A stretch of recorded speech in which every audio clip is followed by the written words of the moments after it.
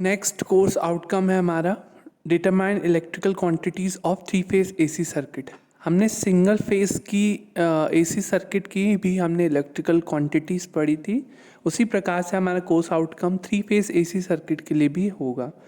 Three phase AC circuit, three phase AC जहाँ पर available होगा, जैसे एक सिंगल फेज एसी सप्लाई होती है और एक थ्री फेज एसी सप्लाई होती है, तो हम यहाँ पे थ्री फेज एसी सप्लाई के साथ सर्किट को देखेंगे। तो थ्री फेज एसी सप्लाई का हम फेजर और कॉम्प्लेक्स रिप्रेजेंटेशन देखेंगे, उसका फेज सीक्वेंस देखेंगे और पोलैरिटी देखेंगे।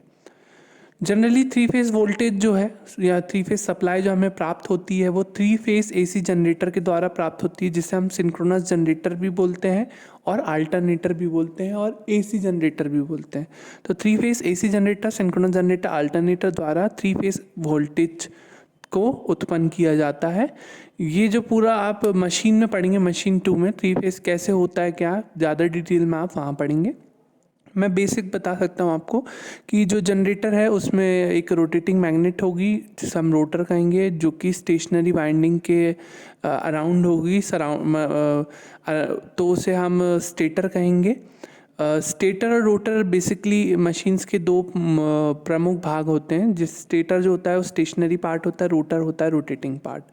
तो जनरेटर में इसी प्रकार से स्टेटर एक स्टेशनरी पार्ट होता है और रोटर एक रोटेटिंग पार्ट होता है, जिसमें कि स्टेटर में जो है आर्मेचर वाइंडिंग्स रखी जाती है, जिसे हम स्टेशनरी वाइंडिंग कह सकते हैं। आर्मेचर वाइंडिंग को उसमें रखा जाता है और रोटर में फील्ड वाइंडिंग को रखा जाता है। रोटर में फील्ड वाइंडिंग को रख के फील्ड वाइंडिंग को डीसी एक्साइटेशन दिया जाता है, जिससे कि जब शाफ्ट द्वारा उसे घुमाया जाए तो वह आर्मेचर वाइंडिंग में ईएमएफ उत्पन्न करे।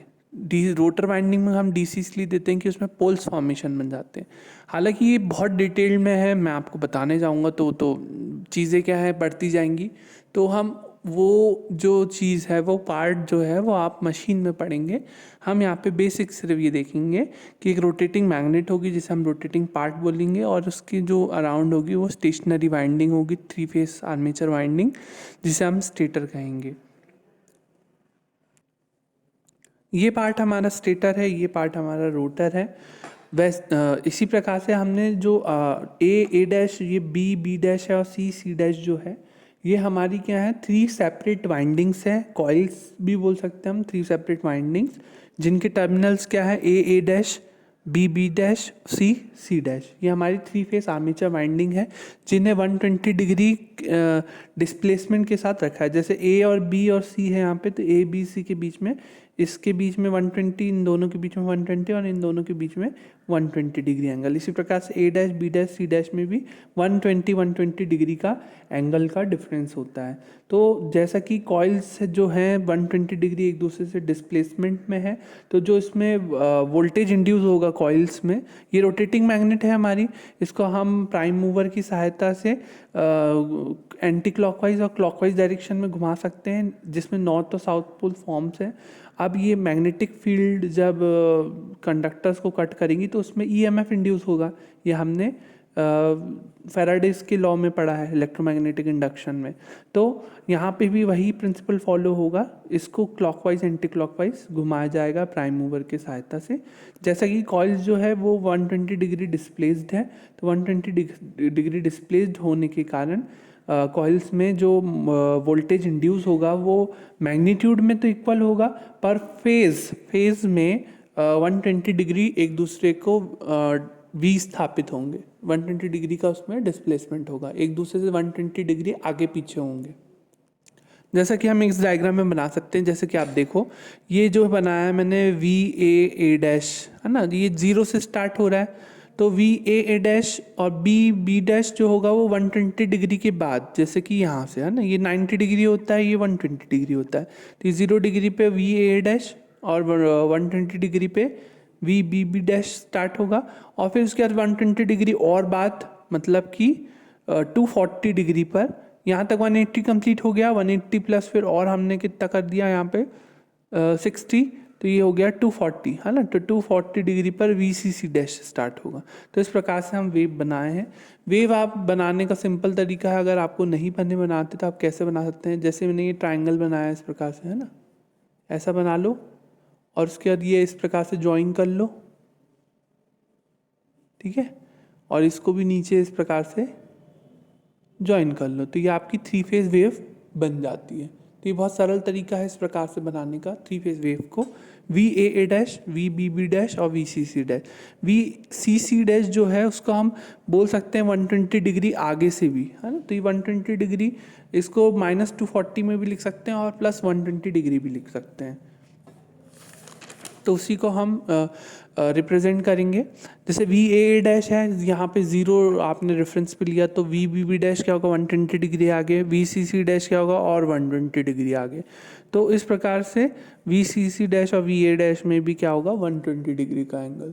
तो 3 फेज सिस्टम जनरली हमारा क्या है, 3 फेज सिस्टम हमारे 3 वोल्टेज सोर्सेज हैं जो कि लोड से जुड़े हुए होंगे 3 या 4 वायर की सहायता से। जो हमारा 3 फेज जनरेशन होगा आर्मेचर वाइंडिंग, वहाँ से हम ईएमएफ प्राप्त करते हैं और वो एक तरीके से वोल्टेज सोर्स की तरह एक्ट करेंगी तीनों वाइंडिंग। और हम उसको किससे जोड़ देते हैं, डायरेक्टली लोड से। और लोड से जोड़ने के लिए उसको जो इंटरकनेक्शन की ज़रूरत पड़ेगी, इंटरकनेक्शन के लिए हम 3 या 4 वायरों का उपयोग करते हैं, जो कि हम इंटरकनेक्शन वाले पार्ट में पढ़ेंगे। अब इक्वेशन के रूप में अगर हम इसे रिप्रेजेंट करें तो ई आर की वैल्यू होगी E M sine omega T, E Y की वैल्यू होगी E M sine omega T -120। अब ये आर वाई बी, ये 3 फेज हैं हमारे, जैसे कि हमने डायग्राम में लिए हैं। देखो ये वाला ले लिया हमने आर फेस, ये ले लिया हमने वाई फेस और ये ले लिया हमने बी फेस। और इनका ये एक पार्ट देखो बी डैश, ए डैश और सी डैश, है ना। ये तीनों फेस के एक टर्मिनल जो है हर फेस से जुड़ा हुआ है। एक टर्मिनल आप देखेंगे बी, ए और सी, ये सब किससे जुड़े हुए हैं, न्यूट्रल पॉइंट से जुड़े हुए हैं, है ना।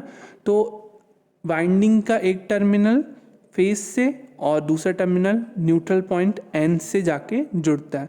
तो इस प्रकार से हमें 3 फेस आउटपुट मिलता है आर वाई बी के फॉर्म में और विथ न्यूट्रल पॉइंट। तो इस प्रकार से फेज आर में जो ईएमएफ उत्पन्न हुआ हमने उसको लिया E M sine omega T. Y में जो होगा वो -120 डिग्री आगे होगा और बी में इसी प्रकार से -120 और इसको हम E M sine omega T +120 भी लिख सकते हैं 240। जैसे कि हम आर के रिस्पेक्ट में देखें तो जैसे कि ये इसको देखो आप, है ना, V C C dash responsible है फेज बी के में ईएमएफ उत्पन्न होने के लिए। तो हम बोल सकते हैं ये वी ए ए डैश से जो वी सी सी डैश है वो 240 डिग्री पीछे भी है, और हम इस तरफ से जाएं तो ऐसे भी बोल सकते हैं कि 120 डिग्री आगे भी है। तो इस प्रकार से हम ओमेगा टी -240 भी लिख सकते हैं और ओमेगा टी +120 डिग्री भी लिख सकते हैं। Resultant E M F E की वैल्यू हम निकालेंगे तो ई इक्वल्स टू होगा E A plus E B plus E C. इसको ई आर, ई वाई और ई बी कर लीजिएगा। तो आर वाई बी फेज में हमने जो वोल्टेजेस लिखे हैं E M sine omega T, इन सबको प्लस कर देंगे। साइन ए माइनस बी की आइडेंटिटी क्या होती है, sine A cos B minus cos A sine B. तो इसको तोड़ देंगे दोनों को इस फॉर्म में। कॉस 120 की वैल्यू होती है -1/2, साइन 120 की √3/2। सारी वैल्यूज़ रख दो। अब पूरी वैल्यूज़ रखने के बाद जो हमारा रिजल्टेंट ईएमएफ ई की वैल्यू आएगी वो 0 आएगी।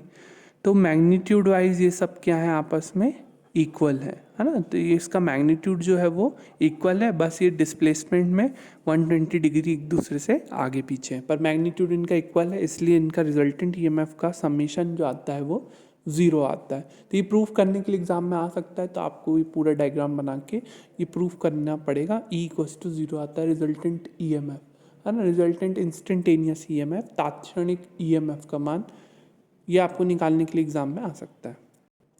इसी के आगे हम बढ़ें तो फेज सीक्वेंस के बारे में हम देखें तो फेज सीक्वेंस में हमने तीनों फेज को ले लिया। तीनों फेज में देखो एक बार पोजीशन चेंज कर दिया मैंने वी बी बी और सी सी डैश को, है ना।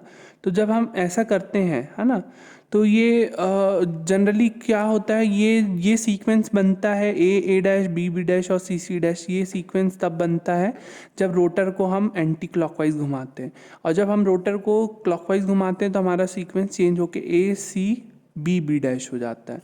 जैसे कि हमने ये डायग्राम बनाया था,